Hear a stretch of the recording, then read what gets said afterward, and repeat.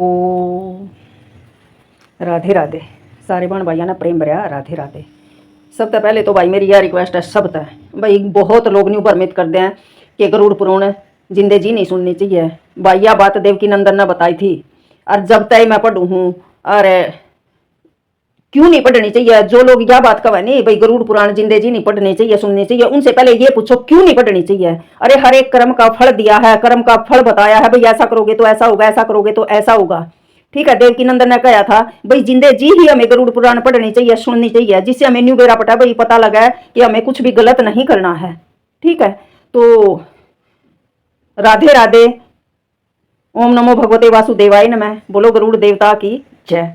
तो ये भाग शुरू करते हैं भाई। कल के भाग में हमने पढ़ा था भाई पुरुष के बारे में भी के कष्ट भोगने पड़े हैं, और स्त्री के बारे में भी स्त्री ने कहा भाई मैंने जो कर्म करे थे मैं भोग रही हूँ भाई, यो व्यर्थ जीवन गवा दिया है, मनुष्य जीवन बहुत मुश्किल से मिला है।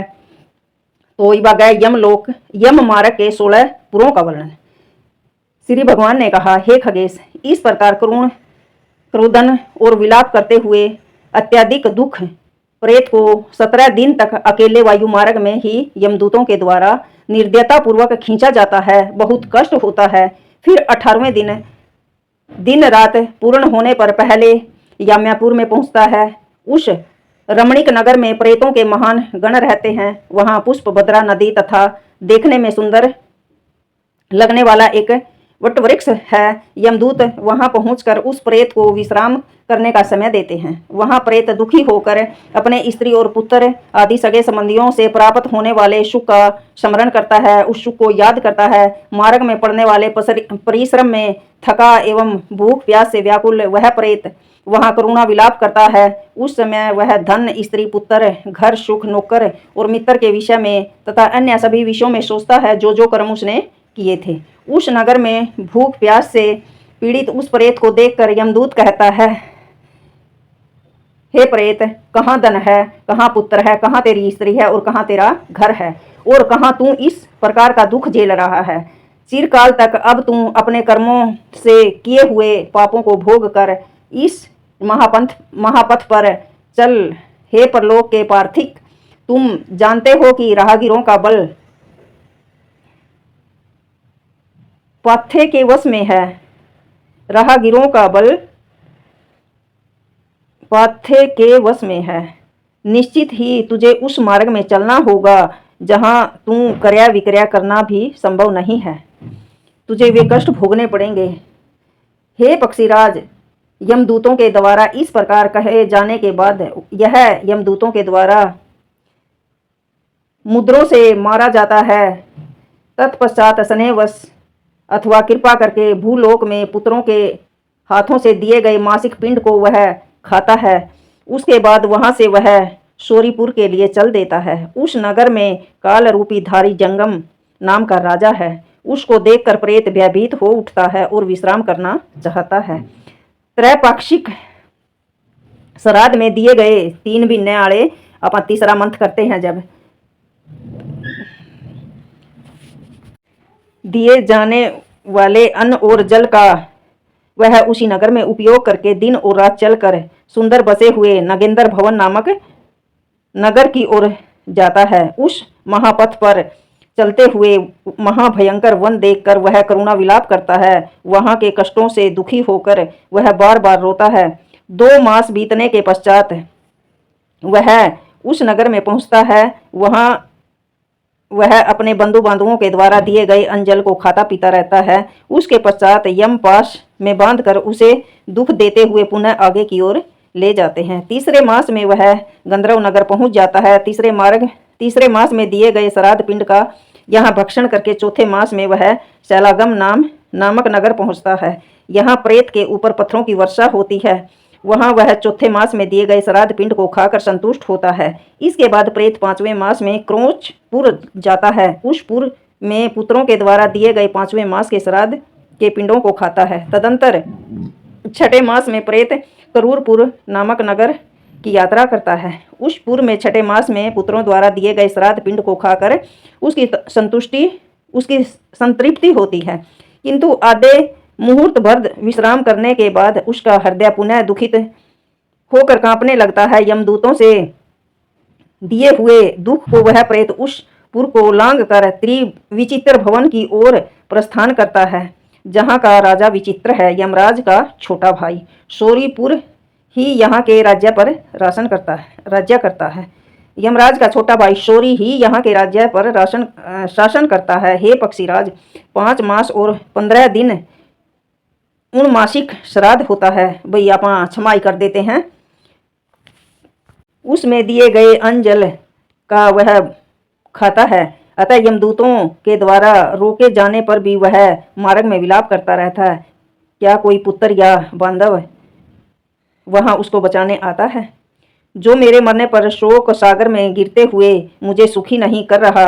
इसी समय वहां पर उसके सामने हजारों मल्लाह आते हैं और कहते हैं कि 100 योजन विस्तृत मवाद और रक्त से पूर्ण, नाना प्रकार की मछलियों से व्याप्त, नाना पक्षीगणों से आवृत महावैतरणी नदी को पार करने की इच्छा करने वाले तुम्हें हम लोग सुखपूर्वक तारेंगे। किंतु हे पाथिक, यदि उस मृत्यु लोक में तुम्हारे द्वारा गोदान दिया गया है तो उस नाव से तुम पार जाओगे। मनुष्य को अंत समय आने पर वैतरणी गोदान ही हितकारी होता है। इसलिए शरीर स्वस्थ रहने पर वैतरणी व्रत करना चाहिए और वैतरणी नदी को पार करने की इच्छा से विद्वान ब्राह्मण को गोदान भी देनी चाहिए। वह पापी के समस्त पापों को नष्ट करके उसे विष्णु लोक ले जाती है। जिसने वैतरणी दान नहीं किया वह प्रेत उसी नदी में जाकर डूबने लगता है। डूबते हुए स्वयं अपनी निंदा करते हुए कहता है कि मैंने पाथे हेतु मैंने कभी ब्राह्मणों को कुछ दान नहीं दिया, ना मैंने कभी अग्नि में आहुति दी, ना मैंने भगवान का जप किया, न तीर्थ जाकर स्नान किया और न भगवान की स्तुति की। हे मूर्ख, जैसा कर्म तुमने किया वैसा अब भोग रहे हो, अपने मन को प्रेत कहता है। ऐसा कहने के बाद यमदूतों से हृदय में मारा जाता हुआ वह प्रेत उसी समय किंकीर्तव्य मुंह मूढ़ हो जाता है। वैतरणी के दूसरे तट पर दिए गए षणमासिक श्राद्ध के दान एवं पिंड का भोजन करके आगे की ओर बढ़ता है। इसलिए हे तक्ष, षणमासिक छठे श्राद्ध द्वारा सपात्र ब्राह्मण को विशेष रूप से भोजन कराना चाहिए। हे गरुड़, इसके पश्चात वह प्रेत एक दिन रात में 247 योजन की गति से चलता है। 7वां मास आने पर वह बाह्यपद नामक पुर में पहुंच जाता है। सप्तमासिक श्राद्ध में जो कुछ दान दिया गया है उसको खाकर 8वें मास की समाप्ति पर उसकी यात्रा दुखदपुर तथा नाना क्रंदनपुर की ओर होती है।